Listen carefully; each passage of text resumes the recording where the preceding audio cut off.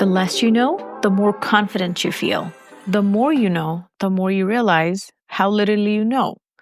Welcome back to Spark and Hustle. I'm your host, Puneet Kaur. Today we're exploring the Dunning-Kruger Effect, the psychology of confidence, ignorance, and mastery. It's the paradox where beginners are bold, but experts hesitate. This phenomenon explains why some voices dominate the room while true wisdom stays quiet. Understanding this will help you lead better, learn faster, and recognize real expertise. What is the Dunning-Kruger effect? Well, it was first described by psychologists David Dunning and Justin Kruger in 1999.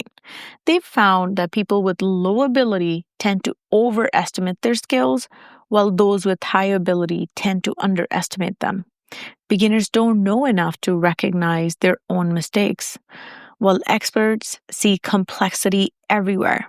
Think about when you first learn chess, coding, or cooking. At first, you feel unstoppable.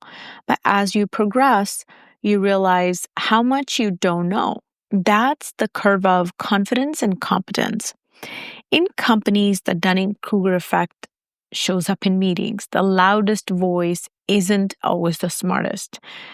A junior employee might confidently pitch flawed ideas, while a seasoned expert speaks with caution. Leaders must recognize this dynamic. Confidence does not equal competence. Here's a case study. During the 2008 financial crisis, overconfident bankers ignored risk models. Meanwhile, cautious voices were drowned out. The cost, trillions lost globally. When you start learning something new, you often feel overconfident. As you learn more, confidence drops. You realize the complexity of it all. Then slowly, confidence rises again with mastery. This is known as the Mount Stupid curve. Example fitness. Beginners think they know everything after a few workouts. True trainers, after years, know there's endless nuance. Recognizing where you are on the curve keeps you humble and growing. Novice overconfidence. That's the framework we're going to talk about. Awareness of complexity. Confidence dips as awareness rises. Humility and growth. True learning requires admitting ignorance. Mastery. Confidence rebuilt, but paired with humility. Understanding this curve helps you mentor others, learn with patience, and trust humility over bravado. What are your practice tools that you can implement? This is what works for me. I seek feedback relentlessly. I ask more questions than I give answers. I try to recognize that self-doubt often signals wisdom. I value humility in myself and others as a marker of depth, not weakness.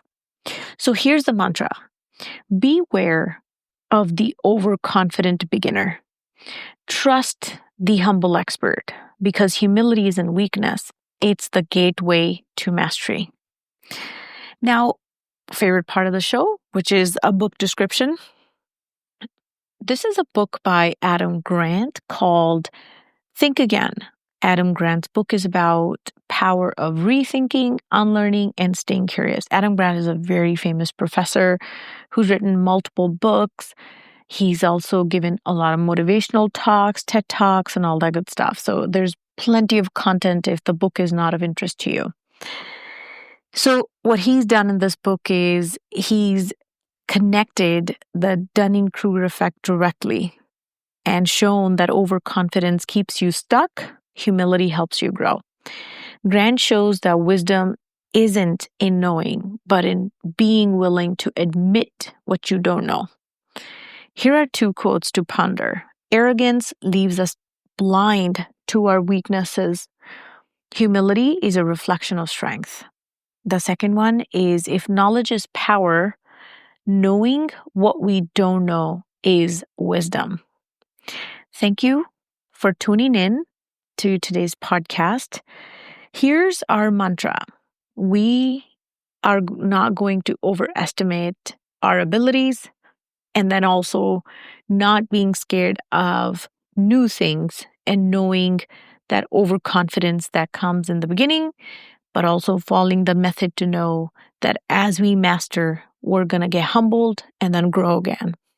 I appreciate you taking your time and listening to this podcast with me. We will see you next time. Until then, stay bold, stay soft, and keep going.